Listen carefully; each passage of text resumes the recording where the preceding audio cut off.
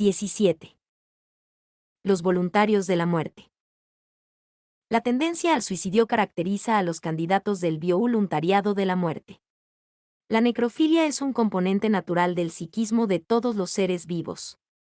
La teoría, antigua y actual, de la existencia de pueblos necrófilos, como los egipcios y los japoneses, por ejemplo, es discriminativa y exagerada.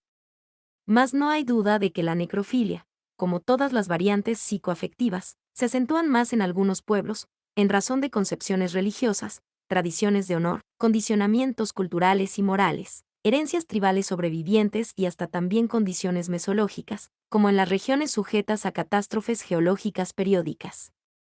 La verdad es que en todos los pueblos, como lo revelan las estadísticas del suicidio en todo el mundo, las ocurrencias de esta naturaleza se verifican con alternativas de crecimiento y disminución. Es evidente la existencia de una repercusión social del suicidio en nuestro tiempo, más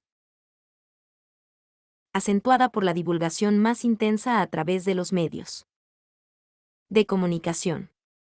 La teoría parapsicológica de Jung, sobre las coincidencias significativas, sugiere la presencia de una forma de contagio mental afectivo en los medios sociales.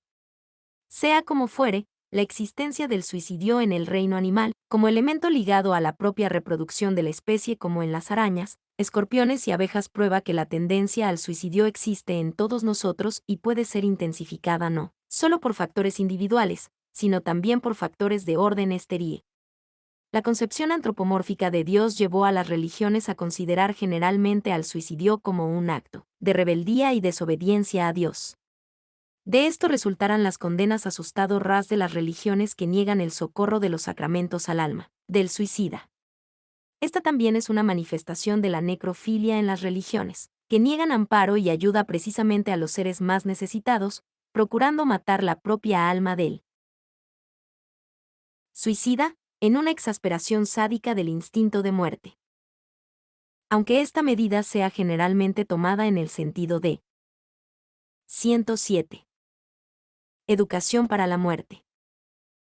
Represión al suicidio. La impiedad es chocante para con las víctimas del suicidio y para sus familias, que se sienten impedidas de dar al suicida el menor consuelo. Esta medida extrema, como todas las de este orden, sirve apenas para exasperar el instinto de muerte en los medios alcanzados por la desgracia. Desde el punto de vista de la ciencia, de la parapsicología y del espiritismo, el suicidio, que interrumpe de manera brusca el proceso vital, causa trastornos graves a quien lo practica. La mente se conturba ya antes de la práctica del acto criminal, puesto que el suicidio es un autoasesinato, generalmente largamente meditado. Sea de esta naturaleza o determinado por condiciones patológicas, locura o decepciones violentas, será siempre una interrupción brusca del curso vital de una existencia necesaria. Este corte violento de todas las posibilidades en curso produce un choque reversivo en la estructura psicomental afectiva del suicida, llevándolo a un estado de confusión y angustia que podría durar largo tiempo. Dios no castiga al suicida, es el mismo, el suicida, que se castiga con el mismo acto de suicidarse. Negar socorro religioso a un espíritu en estas condiciones es una impiedad, es abandonar a sí mismo al espíritu desequilibrado.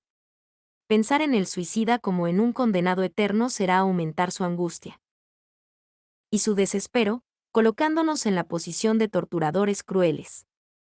Además de esto, habrá suicidios que se justifican, como en el caso de la inmolación voluntaria para salvar a otras personas.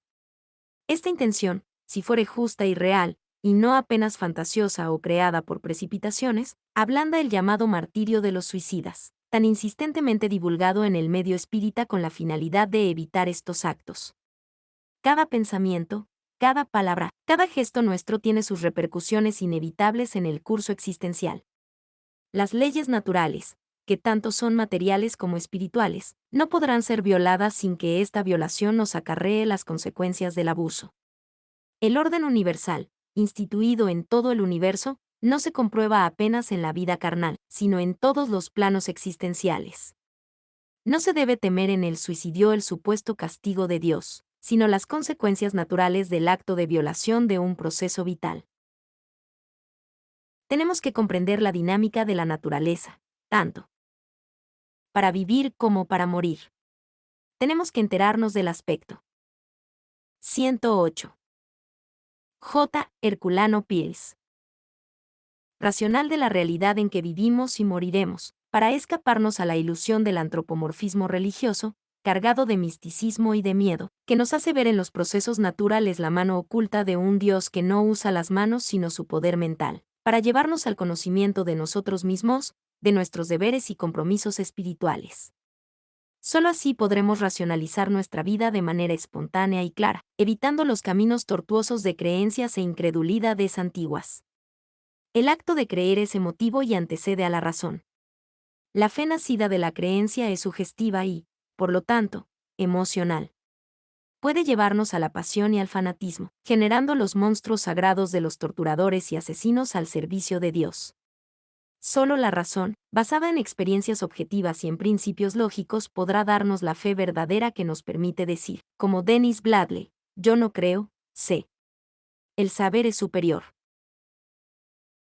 Al creer, puesto que es una conquista de la experiencia individual.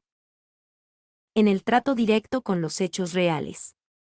El voluntariado de la muerte no crece en las siembras positivas del saber, sino en los campos fantasiosos de la ilusión. Cuando la razón periclita y desfallece al impacto de las emociones tumultuosas, en los embates del mundo, podremos perder los frenos de la razón y entregarnos al desespero. En este caso, la razón solo podrá restablecer su control si fuere socorrida por la voluntad madurada en el tiempo. Se acusa la razón de frialdad e insensibilidad, mas la razón posee el calor del entusiasmo y la sensibilidad de la justicia sin venda en los ojos.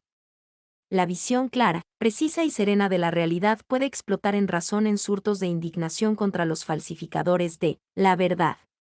Podemos confrontar este hecho en las páginas del Evangelio, en los pasajes decisivos en que el Cristo descargó los rayos de su indignación contra la hipocresía y la astucia interesada de los fariseos. Quienes aman la verdad no pueden tolerar la mentira ni hacerse cómplice con los exploradores de la mentira. La muerte no es una puerta de escape para los pusilánimes, sino la catapulta de la trascendencia para los bravos que enfrentaren las batallas de la vida sin acobardarse. Ninguno está. 109. Educación para la muerte. Obligado a madurar antes del tiempo, mas los que ya están maduros no pueden regresar sin traicionarse a sí mismos y a la verdad. Si existen los atenuantes del suicidio, como ya vimos, la verdad es que ellas son más rigurosas que las exigencias de la vida. Esto porque la programación de cada vida se incluye en el proceso de la evolución general del planeta. Tenemos nuestras obligaciones que cumplir en la encarnación, no solamente en nuestro beneficio, sino también a favor de los que fueran designados para participar de nuestras luchas. No podemos pensar en el suicida que escapó a sus deberes, sin recordarnos también de los que quedaron abandonados a sí mismos ante la fuga y disesión, del que engolfaron en su egoísmo, como si no tuviesen con ellos ningún compromiso. Por estas razones colectivas, y no por motivos particulares, ni por el presupuesto absurdo de la ira de Dios es que el crimen de la fuga se transforma en traición que pesará, fatalmente en la conciencia culpable. El voluntariado de la muerte no es desastroso por ser de la muerte puesto que todos moriremos sino por ser la legión de los traidores de la vida y de los que quedaron vivos en la tierra. Los batallones de voluntarios de la muerte son siempre seguidos, en todo el mundo, por el cortejo de los frustrados de la vida. Es un cortejo colgante, escuálido, formado por los millones de niños natimuertas o que no consiguieron sobrevivir al nacimiento más que por algunos días. Se podría deducir, de la ley de causa y efecto, que estos bandos anónimos, procedentes, en general, de los suburbios miserables de las ricas metrópolis, se constituyen de exvoluntarios que regresan a la encarnación ansiosos de retomar las oportunidades de realizaciones que despreciaran en el acto del suicidio. En una reunión mediúmnica de la que participábamos, se manifestó un espíritu que, al principio, parecía un burlón. Reclamaba de haberlo convencido, en el plano espiritual, para reencarnar y así aliviar en la vida terrenal la conciencia pesada. Y explicaba, acepté la propuesta, me sometí a todos los preparativos, soporté pacientemente los pesados meses de una gestación en que yo y mi nueva madre pasamos momentos difíciles. Por fin, nací, pero no tuve la posibilidad de sentir el gusto por la vida nueva. Morí y volví inmediatamente para él. 110. J. Herculano Pires. Mundo espiritual. ¿De qué me sirvió todo este sacrificio? Quiero que ustedes me expliquen, puesto que aquí no tengo posibilidad de conversar con alguien que entienda del asunto. Aquí en la Tierra vivimos de cambalaches, más aquí la situación es diferente, cada cual tiene que arreglarse en el medio que le es propio. En este momento el médium tomó una posición estática, parecía caído en éxtasis. Luego regresó a la naturalidad y dijo, la cara que hizo pasar hasta que llegó y cuando estaba explicando esto y ganando tiempo. Pasé por todo esto para aliviar mi conciencia del remordimiento del suicidio. Ya me siento más aliviado. Esta historia real levanta una punta del cielo que oculta a nuestros ojos el misterio de las muertes prematuras. No existe el acaso en los procesos de la naturaleza. Existen leyes. Por los datos suministrados por el espíritu frustrado fue relativamente fácil comprobar la realidad de los hechos. Ninguno de los partí. Cipantes de la reunión conocía a ninguna de las personas vivas relacionadas con el caso, pero los hechos claves del suicidio y del nacimiento frustrado fueron comprobados. En los anales de las sociedades de pesquisas psíquicas de Europa y de América habrá numerosos registros de casos de esta naturaleza. Todas las interpretaciones teóricas contrarias a la teoría espírita parecen remiendos mal cosidos, ante la evidencia y la coherencia de las pruebas obtenidas. Habrá personas que no aceptarán estos hechos mediúmnicos alegando que todo en ellos se pasa de manera muy semejante a los hechos de la vida terrenal. No perciben que están condicionados por las fantasías de lo maravilloso ofrecidos por las religiones de las que ya se desligaron, sin abandonar sus fardos. La idea de que el muerto es un alma del otro mundo, transformándoos en una entidad mitológica, continúa funcionando en el inconsciente de estas criaturas que son contradictorias sin percibirlo. Los reflejos mentales condicionados exigen maravillas de los pobres muertos humanos que siguen siendo humanos, por no haber logrado aún alcanzar los planos de la angelitud. Los espíritus humanos son almas humanas, que animaron cuerpos humanos en la tierra. Cuando los espíritus se presentan de manera milagrosa no merecen el crédito de los estudiosos del 111. Educación para la muerte. Asunto, pero consiguen fácilmente encantar y fascinar a los amantes de lo maravilloso. Esto, como señaló Kardec desde mediados del siglo XIX, es la mayor dificultad para la aceptación de la realidad espiritual.